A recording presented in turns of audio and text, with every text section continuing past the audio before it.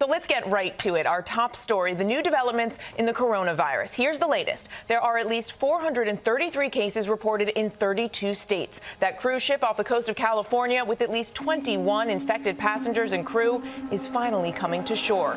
But now there are questions about where to send all of those people. Meanwhile, over in Italy, the government is resorting to a drastic measure. They're putting a quarter of the population on lockdown. Back here in the U.S., Washington, D.C. now has its reported first presumptive case, and New York's governor has declared a state of emergency. Nearly 100,000 lives lost to the coronavirus pandemic in this country alone.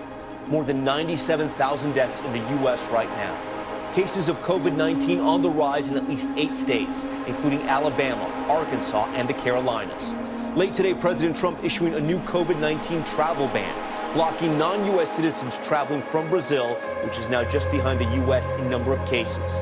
The New York Times with a powerful front page, the names of 1,000 victims, 1% of the lives taken. California is now under a statewide stay-at-home order, the first state to take that step. Here's what Governor Gavin Newsom had to say last night. There's a recognition of our interdependence that requires of this moment that we direct a statewide order for people to stay at home. Let's bend the curve together.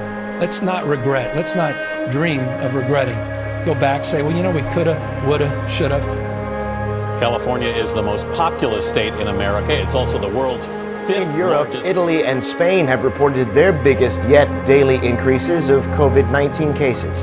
Reuters reports that the number of confirmed cases in Italy has risen from the previous day by 3,497. The total as of Saturday standing at 21,157. The number of coronavirus-related deaths there rose by 175, bringing the death toll to 1,441. In Spain, there was a surge of 2,000 new infections. Overall, 6,250 now infected. AFP reports that the wife of Spanish Prime Minister Pedro Sanchez is among them.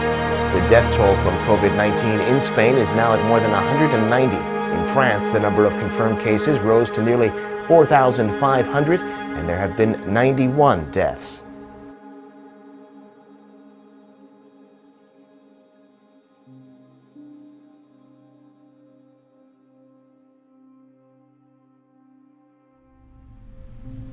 What's up, dude? What's up, man? How you been? Good, man. How's it going? Pretty good. I can't complain, man. Hi. Hey, how's it going? The day the actual first case was announced in North Carolina, I was actually in the doctor's office. I picked up everything that was floating around since the mono. It just tore my immune system down. So I was actually in the doctor's office with a sickness. They couldn't figure out what it was. So at the time, I heard it announced. It was obviously running rampant at that time. We were hearing everything from other countries and how deadly and how serious it was. There was cases coming into the U.S. and when it hit North Carolina, it was actually in our county, here in Wake County. So it was pretty scary.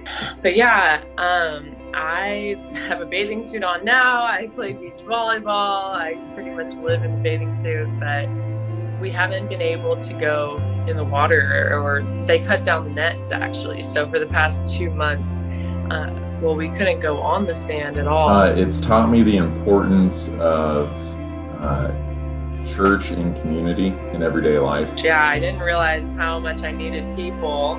I was always trying to get away from people. I felt like I saw people so much that I was like, can I get some time to myself? And now I'm like talking to strangers, and I just feel much more aware of people. Like humans weren't made to live alone and live in this little nucleus bubble of this is my house. And so we need, as people, as created beings, community.